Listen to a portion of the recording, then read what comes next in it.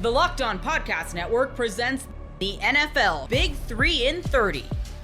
The 3 biggest stories in the NFL from our local experts at the Locked On Podcast Network. We bring you the real story, why it matters, what's next, who wins the big game, and more, all in 30 minutes.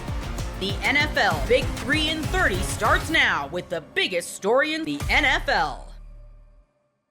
Chiefs head coach Andy Reid made some pretty wild comments about Zach Orr and the Baltimore Ravens defense ahead of their Week 4 matchup. You are Locked On Ravens, your daily Baltimore Ravens podcast. Kevin, this is going to be a game where you sit here and you look at it, and with all these injuries that you're dealing with right now, you just hope that they find a way to get it done. But you've already talked about the bleak look at that Ravens defensive line. I would think that attacking this Chiefs offensive line is something you'd want to do, but it doesn't look like you're going to have the players maybe that you want to be able to do that with. Yeah, it's true. And, you can look at some of the stats behind the Ravens defensively right now, particularly when it comes to the pressure department. And the Ravens just have not been able to get anything in that regard. Over the course of the first 3 weeks of the season, the Ravens at this point in the year are 30th in pressure percentage at 14.4%. They're tied for 30th in sacks with just 3 of them. And they're also 30th in blitz percentage, so they're not really sending guys either, 12.1% there. So I wouldn't be shocked if the Ravens do try to get a little more aggressive against Patrick Mahomes. The problem is if that does not work and you do not get those quick wins, as we talked about in the first part of the show, Mahomes will pick you apart. It will be a guy that can settle into a soft spot. We've seen Zach Orr sometimes, play guys off more. And we saw against the Lions, there were multiple times where they would send, for example, Nate Wiggins on a corner blitz and Jamison Williams, Amon-Ra St. Brown. That pressure would not get there, and they just settle in. And the Ravens aren't a defense. They do not like letting teams beat them deep. They will play a guy in single high and have him roam that area of the field. That's been rookie Malachi Starks for them for the most part. So you're not going to see a lot of 60-yard, 70-yard touchdowns down the field. They don't love giving those plays up, but on the contrary, what they do give up is their philosophy is essentially bend, don't break, where they'll let you take the short stuff. They'll let you march down the field a little bit. And then ideally for them, once you as an opponent get to the Ravens, 40-yard line, 30-yard line, they tighten up there and force you into a kick, whether it be a punt or a field goal. Now, that hasn't really helped the Ravens this year because they are second worst in the league at points given up at 96, I believe. So again, that hasn't been a great year in that regard. But, Mahomes is someone that is so hard to game plan for and so hard to beat. And even, since there's no Rashee Rice in this game and we know Xavier Worthy's going to be working his way back and, Marquise Brown, obviously very familiar with him here in Baltimore. He's a guy that can make a play or two if you need him to. And you have other guys as well that are stepping up. Juju, I know, has played a role. And I'm a big Jalen Royals guy, although I'm not sure how much he's going to actually play in this game. All the guys getting healthy. I still think that with the Chiefs offense being the potentially higher powered unit that we know it can be, even though we haven't seen it, it all starts up front for me. And so for the Ravens generating pressure without a guy like Madubuike, even when Madubuike was in the first 2 weeks, they weren't really generating a ton of pressure. Yeah. Add that in the fact that you still might not have Van Noy. You might be without Travis Jones, who takes up a lot of double teams in this defense. The reason Madubuike is able to work so effectively and efficiently is because teams know how good Jones is, and they are double teaming him. And Madubuike is having those one-on-one opportunities. You don't have both of those guys. That's a big concern point. You mentioned statistically who's playing well. Starks playing high. Statistically didn't have the greatest week last week for Starks, for Humphrey, for Hamilton. Is it to the point now that for Orr, it's searching? We are always prepared because we have a rookie left tackle that's got to be the place that you try to push. But quite honestly, Josh Simmons has rose to the occasion and is not the weakest tackle on this starting 5. So then does it become, okay, we're just going to take our stars and we're going to change it up. Are you going to send Wiggins? Are you going to send Hamilton? What does Orr need to do to help OA out, maybe to try to get some of that pressure, particularly from that one side of the field? Do you have a recipe for it? Because I want to know. Yeah, it's just different looks in my opinion. I think honestly, you can't confuse Patrick Mahomes with sending guys to the line. Are they going to come? Or are they not going to? This is Patrick Mahomes we're talking about. But I still think that getting a little more aggressive is probably where the Ravens should try to go, because you are searching. You're trying to figure it out.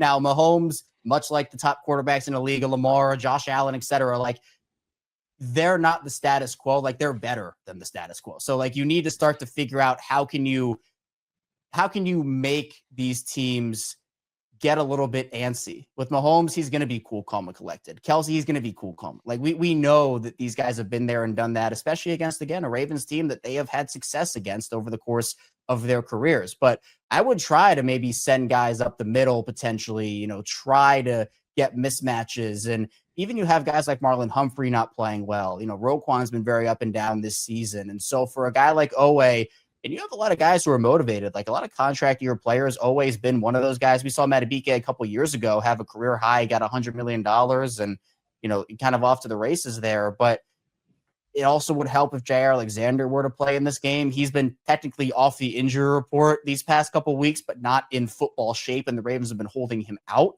So it is possible that this is the week that he comes back, and maybe that opens up a couple more things to you. Maybe you can send Marlon Humphrey off the edge in some of those situations from the slot, and he can make a couple of plays. And even if it's just forcing Mahomes out of the pocket, making a more difficult throw than just standing in there and just delivering strike after strike. But at this point, it's just like, do you have the horses on the D-line to do that? And if you are without your entire starting group, you're calling up guys off the practice squad, trying to put together this patchwork group of defensive linemen against the Chiefs offensive line. Then again, we know Jawan Taylor's a big story there for sure. And can they attack Josh Simmons and make him have a struggle game? I don't know, but you're kind of running out of options, because I always give it a month. I say, 4 weeks, that becomes a trend, right? First couple weeks, you can overreact to a lot of different things. But in my opinion, at this point, if it doesn't work against Kansas City and it hasn't worked against some of these top, because Kansas City and Buffalo and Detroit, those are the teams you're going to be playing in the playoffs, right? Cleveland, great win. Browns defense is great. You're not going to see that team in the playoffs. These are the tests for both the Ravens and the Chiefs of hey, where are you in terms of measuring up to those top teams in the league? This is a huge game in that regard too.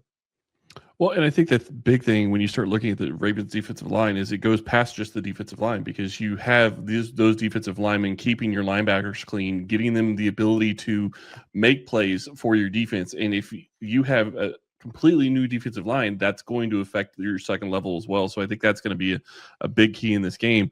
But when I look at this and I start looking at the Chiefs and how they're going to be attacking the Ravens, it all comes down to Lamar Jackson. Don't get me wrong, Derrick Henry's a fantastic running back. I think he is one of the best that's ever played. But it's a question of, can you keep Lamar Jackson in the pocket and force him to try to beat you with his arm? And it's not that he can't, because he can make throws, and I understand that. But it's when he becomes a dual threat quarterback, it becomes an even bigger issue for a defense, and it becomes so much harder to defend. That to me is going to be a huge key in this game. Is Spags able to keep him in the pocket and make him try to force throws when he doesn't want to? The big thing with Lamar is he's so hard to defend against. And so he's shown that over the course, and especially as he's grown as a quarterback, that him standing in that pocket and he just can deliver strike after strike. Lamar loves to do that. And he's even openly admitted that, hey, I would much rather throw the football than run it. Like he enjoys that aspect of it. I know that when he gets out of the pocket and he's running around and he can make stuff happen with his arm and with his legs in those situations, it becomes like as a defender, you're on your toes. Man, do I try to cover? Do I try to come up and stop Lamar? And I thought Detroit did a really good job in week 3, and credit to him in that defense. Kelvin Shepard, he was essentially at the end of the game just rushing 3 guys and using a spy on Lamar Jackson. And that spy, whether it was Derek Barnes, I think Jack Campbell was that spy a lot of the time, Lamar would have nowhere to go, and that spy would be right there waiting for him. And they made one-on-one tackles in the open field, and that seemed to have a pretty big impact on the game. The Ravens, that offensive line also is not looking great. I know there was a lot of Chiefs, 49ers, Ravens controversy in terms of how those tackles went at the end of the second round in the draft last year, where obviously the Ravens got Roger Rosengarten, and there were rumors that maybe the Chiefs wanted him. Obviously, Kingsley is now in Kansas City because of that. And Rosengarten's been really bad, quite frankly, to start the year for the Ravens. He gave up 6 pressures in that Detroit game, and you have guys like Daniel Falele and Andrew Voorhees, who are still very inexperienced. They're having up and down moments. Ronnie Stanley has struggled at points this season as well. Lamar feels like he has happy feet in the pocket. It feels like he doesn't trust the Ravens offensive line fully for the first time in honestly a little bit. So if those Chiefs guys can get home and win quickly and get to Lamar, feels like he's holding the ball for a little too long on some of these plays and, trying to maybe bail out a little bit early. Like, that's not when Lamar's at his best. Lamar's at his best when he can sit back there, survey, go through his reads. And I think the next step, obviously, is just the Ravens have to scheme open guys where if he's getting pressure quickly, just check the ball down, or throw the ball away, right? Live to see another down. It's not all Lamar's fault. Like 7 sacks, 30 pressures is what PFF charted the Lions having, 30-3-0, which is ridiculous. You see a number like that and you're like, man, what's going on? Hard on the offensive line. Lamar could have thrown the ball away a little bit too, but that's a huge point in the game too, because Lamar right now just feels like he doesn't trust the group in front of him. Most people can't name all their financial accounts or even what they're worth, whether it's a 401k or properties or investments. And when you don't have the full picture, you can end up leaving money on the table. That's why there is Monarch Money. It's an all-in-one personal finance tool that brings your entire financial life together in one clean, easy-to-use interface on your laptop or your phone. Monarch does the heavy lifting for you. You can link all your accounts in minutes, see clear data visuals, get smart categorization of your spending, and finally feel in control of your money without ever touching a spreadsheet. I linked all my accounts to Monarch and immediately spotted a few subscriptions I wasn't even using. Canceling those all can save you money every month. Don't let financial opportunities slip through the cracks. Use code LOCKEDONNFL at monarchmoney.com in your browser for half off your first year. That's 50% off your first year at monarchmoney.com with code LOCKEDONNFL. The battle of the unbeatens in Tampa is going to be a wild one. You are Locked On NFL Crossover, part of the Locked On Podcast Network. Your team every day. The Bucs and Eagles, they keep squaring off because they keep winning divisions. I mean, that's just kind of how it goes. Yeah, I'm not going to lie, James. I'm sick of seeing Tampa Bay in September. This has happened, what is it now, 4 matchups in Tampa since 2023. They played week 3 that year in Tampa. They had to go to Tampa Bay in the wild card matchup. Then last year, they had to go to Tampa Bay in September, and now this year in 2025. So it's been 4 times in the last 3 seasons this has happened, and the Buccaneers have had the Eagles number in pretty much all of those matchups outside of the week 3 regular season game of 2023. So this was the big turning point of the Eagles season last year when they got blown out against the Buccaneers. So I'm wondering if that's going to be a similar kind of lesson they learned last year to this year after a Rams game that kind of woke them up. So it's a big time matchup between, I think, 2 of the top 4 teams in the conference. Yeah, 2 teams that were involved in games that had blocked field goals down the stretch, just came out on different sides of it. But Louis, yeah, as the visiting team, I defer to you. What is the biggest story right now for an Eagles team that honestly, they looked a little pedestrian on offense, but seem to have gotten some things on track there in the second half of week 3. Pedestrian was an understatement for what that offense looked like in the first half. The second half, though, they were incredible. I mean, Jalen Hurts had over 200 yards passing, 40 yards on the ground, 4 total touchdowns. They finally just started playing aggressive and leaning on their passing game more. Before that, they were playing just far too conservative and scared. And it's kind of funny, James, what I was alluding to earlier. That Buccaneers loss last year kind of woke them up. It changed everything because the next week they had a bye week and they said, we have to change our offensive philosophy. We need to feature Saquon Barkley and lean into what we do best, which was running the football. They ran all the way to a Super Bowl. So this year, it's ironic they're playing Tampa Bay week 4 again because they're learning the opposite lesson where they've almost taken that approach too far. And they've become almost too conservative in the name of being a run-first offense. But now it was like before that second half against the Rams, they were afraid to take any sort of chances. They were playing like they had no wide receivers instead of having maybe the best duo in the league in A.J. Brown, Devontae Smith, and a great tight end in Dallas Goedert. So it's funny they head to Tampa Bay at the same time of year, almost learning the opposite lesson that this year what's required of them is, I think, completely different than last year. So I think they need to lean on their passing game more, and I'm going to be watching that against the Buccaneers for sure. Yeah, it's interesting you bring that up because I will talk about that a little bit later in the show. And I do have to give like a disclaimer. Getting to Tampa a day earlier than normal, it's not going to help. It's going to be hot. It's going to be what, over 100 degrees in this game? The Eagles are probably going to have to wear green like always. It's just, 100%. It feels like Groundhog's Day, man. Yeah. And look, I know Philly's gotten a lot of criticism for how the offense looked over the course of the first 3 weeks. A.J. Brown was non-existent up until that second half against the Rams. but don't, if you're a Bucs fan, do not get it twisted. Like, this is an offense that can break out for 30 points in the blink of an eye. So, obviously Saquon was a huge part of that last year. We'll talk more about Saquon in a little bit. I'm going to have to flip it over to the biggest story for the Buccaneers, and obviously that's going to be Mike Evans. Mike Evans leaving the game against the Jets with the hamstring injury. We saw the hamstring injury take him out last year for a little over a month. He tried to play through it, and I was honestly a little concerned that Mike, being who Mike is, he was going to try to play through. He knows how big this game is. He knows how important it is, just like the Ravens game last year. And I had basically said, for the Bucs, they need to protect him from himself. Do not let him play this week. This Bucs team is so ravaged with injuries. The list of players that have missed time or are continuing to miss time: Tristan Wirfs, Chris Godwin, Mike Evans, Kalijah Cansey, Luke Gedeke, Cody Mauch, Jalen McMillan. You are talking about your right side of the line, your 3 of your top 4 receivers, your starting left tackle, and one of your best young defensive players. So this is, and I know Eagles fans are smiling because they're like, yeah, well, we remember last year when we didn't have Lane Johnson and A.J. Brown and Devontae Smith. So, turnabout is fair play, but this injury to Evans comes at the worst time because we don't know the status of Chris Godwin right now. There's a chance, albeit a small one, there's a chance that Wirfs and Godwin make their season debuts in this game, but Godwin isn't going to be his normal self. So losing Mike Evans, the way this offense has struggled because of the protection, because of the defensive fronts that they faced, you needed that guy on the outside. You needed someone that could be that quick slant guy that could get those tough catches over the middle, that could move the sticks and extend drives. So losing Mike Evans for this one, let alone looking ahead to Seattle and San Francisco, best case scenario, he returns against the Lions. This is a really tough stretch to be without your number one.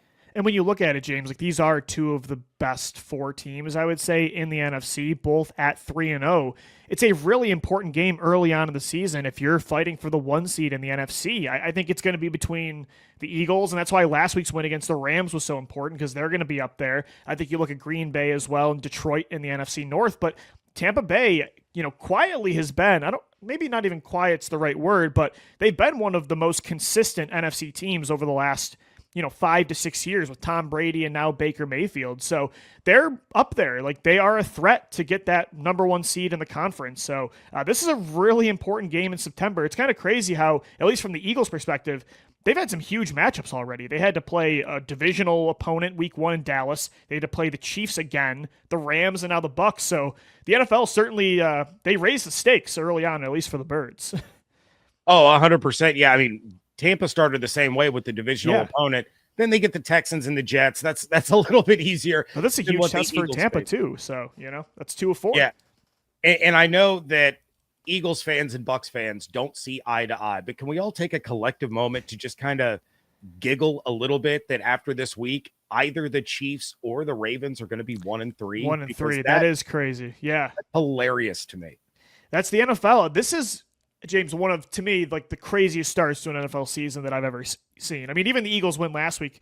And what you were talking about, how both teams were dealing with like a blocked field goal on opposite ends. I've never seen that. And the Eagles had back-to-back blocked field goals to get that win. So it's been a crazy start to the season, but the Eagles are hoping that history does not repeat itself this Sunday. They have some demons they need to exercise in Tampa Bay, because regardless of injuries or whatever's going on, the Bucs have had their number when the Eagles have to travel down to Florida. So we'll see what happens, but I'm excited to talk about matchups for sure, because it's a pretty even battle. Even with the injuries, I still think this is going to be a close game. The NFL season is here, and FanDuel is making sure you're ready for the weekend with a can't-miss offer. Right now, new customers can bet just $5, and if your bet wins, you'll get $300 in bonus bets to use across the app. I love using FanDuel because it fits however I like to bet, whether I'm in the mood for a player prop, building a same-game parlay, or even jumping in live as the action unfolds. It's quick, easy, and the best way to add a little more energy to my Sundays. So are you ready to play? Download the FanDuel app now by visiting FanDuel.com to get started. That's FanDuel.com to place your first $5 bet. It's a Micah Parsons revenge game, but the key for the Green Bay Packers is getting this offense on track. You are Locked On NFL Crossover, part of the Locked On Podcast Network. Your team every day. The biggest storylines. I can't think of any big ones that are coming off the top of my brain. Anything for you, Peter? Mike McCarthy revenge game. Oh, that's right. Mike McCarthy's not the coach anymore. I forgot about that. Matt Eberflus against the former division rival? Yeah, maybe. All right, so let's go ahead and do it. Micah Parsons' first game back against his former team, the Dallas Cowboys. Jerry Jones has already said there will not be any kind of like tribute video for Micah. This is a business game for the Cowboys. They're not having any of this Micah Parsons shenanigans. For you, obviously Mike is the biggest storyline here, but what are you looking forward to see? So interestingly, I don't think that for the Packers, I don't think that's the biggest storyline. I mean, I think for Micah Parsons, it certainly is. But for this Packers team is coming off a really dispiriting loss to the Cleveland Browns. I think that is what they're focused on. They are focusing on this offense getting back to being what they're all about, pushing the ball down the field if they can do that. And so I think for me, that's the storyline that is most salient for the Packers and for Packers fans. Would they love to see Micah Parsons go off and have one of those just like signature 3.5 sack dominating performances? Yeah, sure. They would love that. But for the Packers to really feel good about where they're headed, this is a defense that loves to give up explosive plays, does not have an impact pass rusher like Myles Garrett or anything close to it. They used to. He plays in Green Bay now. And so this is a defense that they feel like they can get after. You joke about paths to victory. I did a show last week with Spencer German, Marcus, and we were doing that. We were twisting ourselves in knots, trying to like laughing about a Browns path to victory, and the Browns won. So for the Packers, this is let's go get right against the Cowboys. I think it's less for them, at least, about Micah Parsons. And there's no such thing as a must-win game in September, but it does feel that way for both sides a little bit. Like from the Cowboys' perspective, right? They're 1-2. You lose this game, you're 1-3, and things start to get dark really quick, especially with how good the NFC is. And I would assume same for the Packers, right? I mean, they're 2-1, but because of the division they play in, and because of how good Detroit looked on Monday Night Football, and the Vikings have bounced back a little bit, it feels like this is a game they have to win to at least just keep pace with everybody else in that division. Yeah, it's the comparison that I've made is like if you're a golf fan on par fives on the PGA Tour, if you make par, you are usually giving up a shot to the field. Yep. These are the sorts of games where you just have to win. Like you're going to play enough good teams that you're going to get beat. You're going to play the Ravens. The Packers play the Ravens, the Eagles. They have to go to Minnesota. They have to go to Detroit still. They have tough games left on the schedule. These are the games. No Tyler Booker, no CeeDee Lamb, a defense that has already just been barbecue chicken through the last 3 weeks. Like Russell Wilson had a career game against them and gets benched like 8 days later. I mean, that's the kind of thing where you have to go and take care of business if you're the Packers, and you can't think this is the Browns. You can't think this is a team that you should just walk all over, that you can just show up and beat. I think they kind of did that last week, Marcus, and it bit them in the ass. They can't look at it that way. They have to get up for this game, and I do think the Micah Parsons revenge factor, like everyone knows what the deal is with Micah. And the fact that he has had the kind of impact that he's had here, I think that brings so much more juice. Plus it's prime time. It's in Dallas where the Packers, where certainly Aaron Rodgers, but the Packers over the years have had a lot of success. I think that helps them in that way. Yeah. And for the Cowboys, this is I don't want to say it's a pride thing, but they played so poorly against the Bears last week. You're at home. You mentioned big time stage. What kind of fight do you have in this game? You are way undermanned when it comes to talent. And even if the Cowboys were healthy, they would have been in trouble here. But you mentioned it. No CeeDee Lamb. No Jonathan Mingo, who would have been, a guy that could potentially replace CeeDee Lamb in the starting lineup. No Tyler Booker. No Cooper Beebe. So that's 2/5 of your offensive line that are out. The defense has been an issue all year long. I think for Cowboy fans, this is a big game to see what they have in Brian Schottenheimer, because if they come out and lay an egg and there's just no fight and it's clear that things are going in the wrong direction, that's going to be really concerning. But if the Cowboys make this a game, and I'm not saying win, but if they could keep it close to the fourth quarter and you see the effort there and you see them playing above their talent level, I think even in a loss, that could get you excited about the direction of this team long-term. Well, the difference between last week and this week, for at least for a Packers opponent standpoint, is Dak Prescott. Like, we've seen Dak Prescott carry inferior talent over the years. I mean, he's had to. Now, that was, like with CeeDee Lamb, no run game, no offensive line. This is now George Pickens. But we know what George Pickens, from a combustibility standpoint, is capable of doing, creating big plays and all those things. Dak is not going to get fooled. He's going to be able to move enough to make some plays here. And so if you're the Packers, you have to be, on your P's and Q's, certainly on that side of the ball, understanding, like, if you get into a shootout, Dak can go touchdown for touchdown against the defense if the defense is not playing particularly well. Now, the flip side of that, and we'll get into this matchup, I'm sure, later in the show, Marcus, but the Packers have allowed the fewest explosives in terms of passes this year. And so if you're going to have a defense that's going to keep you in a game from that standpoint, like if George Pickens, if he catches 3 40-yard passes, that could be, a huge thing. The Packers don't give up those big explosive plays. And so if they play to their normal defensive standard, that makes it tough. All right, let's take 2 minutes to talk about the Micah thing, because I have no doubt that Micah is going to show up and play at a high level. Like, he always gets really juiced up for these games. So I have no doubt that he's going to play well. What I'm really curious to see is, how do the Cowboys handle Micah and really just the Packers pass rush overall? Because I think they're going to want to try to run the ball, so they're not in all these drop back situations. No. And I think Dak's going to want to get rid of the ball quickly. So, you don't have these long developing plays where Parsons can win. But this feels like, with the Cowboys offensive line situation, one of those, oh yeah, Micah Parsons, this is why he's worth everything the Packers gave up to get him. Well, and I had Terrence Parsons Jr. on the show earlier in the week, and he was talking about, no video. Mike is going to take that personally. Like, after all we did for that team. I mean, Terrence is still a Cowboys fan. He grew up a Cowboys fan.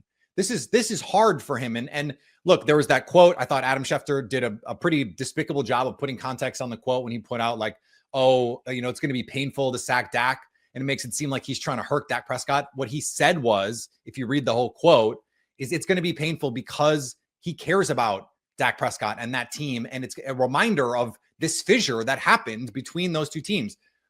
Matt LaFleur addressed it on Wednesday, said, I'm not worried about Micah freelancing and trying to do too much because Micah Parsons can just be Micah Parsons and wreck a game. He doesn't have to do anything extra. Now, do I think they're going to move him around and maybe do some special things with him? Yeah, but they were already doing that, Marcus. Like, that's already built in here. They're moving him around as a queen on the chessboard type of piece anyway. Head up over the guard, head up double A, mug pressures. They're going to do everything they can to try and mess with an offensive line that has had its problems and is now going to play without their first round pick. And that's nothing new for Dallas. I mean, that's the same way they use Micah Parsons. Right. So there's going to be nothing that they see on Sunday night that's new to them. Like, they've seen Parsons wreck practices when you've got a guy over at the tackle chipping him. They've seen him wreck practices, going one-on-one against your center. Yeah. Now, I know we got to get to a break, Marcus, but I do have to point out Rashawn Gary leads the NFL in sacks right now. Lucas Van Ness has double-digit pressures. They're the only team in the league with 4 players who have double-digit pressures. It's not just Micah Parsons. The rest of this defensive front can wreck a game too.